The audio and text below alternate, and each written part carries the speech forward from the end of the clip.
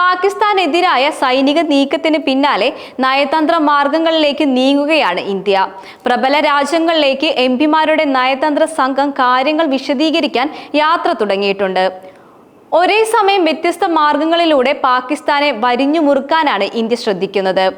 വർഷങ്ങളായി പാകിസ്ഥാനുമായി മികച്ച ബന്ധം പുലർത്തിയിരുന്ന ചില രാജ്യങ്ങളെ ഒപ്പം കൂട്ടാൻ ഇന്ത്യക്ക് സാധിച്ചിട്ടുണ്ട്. അതിലൊന്നാണ് അഫ്ഗാനിസ്ഥാൻ. തീവ്രവാദത്തിന്റെ വേരുകൾക്ക് അഫ്ഗാനിലേക്ക് വ്യാപിച്ചപ്പോൾ അതിന്റെ വിളവെടുത്തത് പാകിസ്ഥാനായിരുന്നു. ആദ്യം താലിബാനെ വെള്ളവും വളവും കൊടുത്ത് വളർത്താൻ പാക് സൈന്യവും ഭരണകൂടവും കാര്യമായി ശ്രദ്ധിച്ചിട്ടുണ്ട്.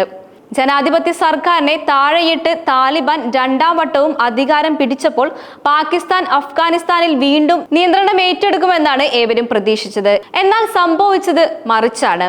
പതിവ് കാർക്കശ്യങ്ങളിൽ അയവുകളൊന്നും വരുത്താതെ പുരോഗമനവാദം പ്രകടമാക്കിയും ലോകത്തിന്റെ സ്വീകാര്യത പിടിച്ചു പറ്റാനാണ് താലിബാൻ ശ്രമിച്ചത്.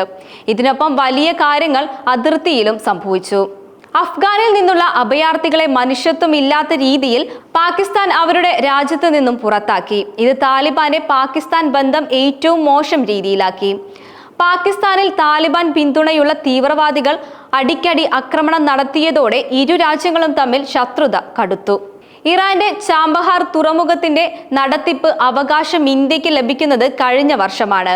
2003 മുതൽ ചർച്ചയായിരുന്ന പദ്ധതിക്ക് വേഗം വന്നത് 2016 പ്രധാനമന്ത്രി നരേന്ദ്രമോദിയുടെ ഇറാൻ സന്ദർശനത്തോടെയായിരുന്നു. ഇപ്പോൾ തുറമുഖത്തിന്റെ പ്രവർത്തനങ്ങൾ സജീവമാവുന്നതോടെ മേഖലയിൽ ഇന്ത്യക്ക് വലിയ മേൽക്കൈയാണ് ലഭിക്കുന്നത്. യൂറോപ്പിലേക്കും മധ്യേഷ്യയിലേക്കുമുള്ള ഇന്ത്യയുടെ വാണിജ്യപാത കൂടിയാണ് ചാബഹാറിലൂടെ യാഥാർത്ഥ്യമാകുന്നത്. യൂറോപ്പിലേക്കുള്ള കപ്പൽ യാത്രയിൽ 20 ദിവസം ലഭിക്കാൻ ഈ റൂട്ട് സഹായിക്കും. ചെലവിൽ 30% ലാഭവും ഉണ്ടാകും.